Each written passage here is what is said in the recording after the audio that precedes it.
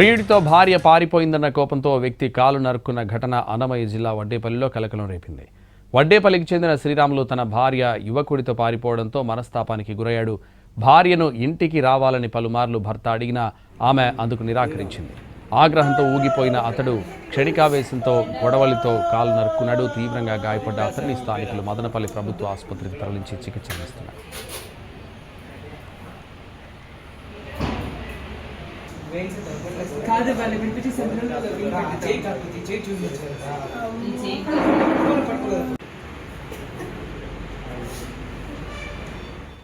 ప్రియుడితో భార్య పారిపోయిందన్న కోపంతో వ్యక్తి కాలు నరుక్కున్న ఘటన అన్నమయ్య జిల్లా వడ్డేపల్లిలో కలకలం రేపింది. వడ్డేపల్లికి చెందిన శ్రీరాములు తన భార్య యువకుడితో పారిపోవడంతో మనస్తాపానికి గురయ్యాడు.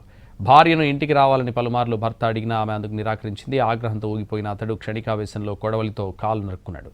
ఇదే విషయానికి సంబంధించి మరింత సమాచారం మా ప్రతినిధి కార్తీక్ ఫోన్ లైన్లో అందిస్తారు. కార్తీక్.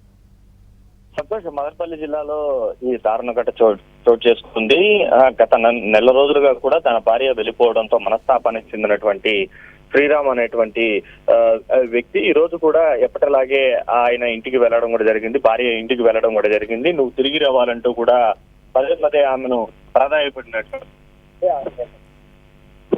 అంగీకరించలేదు. నేను విశ్వాసంటూ కూడా వెళ్ళిపోయింది. అయితే ఇప్పటికీ కూడా ఆ కుటుంబ సభ్యులతో పలుమార్లు చదివించినప్పటికీ ఫలితం లేకపోవడంతో ఈ రోజున మరింత తీవ్ర మనస్తాపానికి గురైనటువంటి శ్రీరామ్ ఇంటి ముందరే కూడా తన వెంట తెచ్చుకున్నటువంటి పొడవులతో కాలు నరుకున్నాడు. దీంతో ఒకసారిగా కూడా అక్కడ ఉన్నటువంటి వారందరూ కూడా ఉలికి పడినటువంటి పరిస్థితి. వెంటనే తీవ్ర రక్తపాయం అవుతున్నటువంటి శ్రీరామ్ సమీపంలో ఉన్నటువంటి మదనపల్లి ప్రభుత్వ ఆసుపత్రికి కూడా తరలించారు. ప్రస్తుతం తన పరిస్థితి కూడా విషమంగా ఉన్నట్టుగా కూడా తెలుసు. అయితే గత కొంతకాలంగా కూడా భార్యాభర్తల ఇరువురు మధ్య కూడా పెద్ద ఎత్తున గొడవలు ఉన్నాయి. ఇదే సమయంలో పక్కనే వేరే ఊరి గ్రామానికి చెందినటువంటి సిద్ధవతో పవిత్రకు మొదట ప్రేమ, దాని తర్వాత వివాహేతర సంబంధం ఏర్పడింది.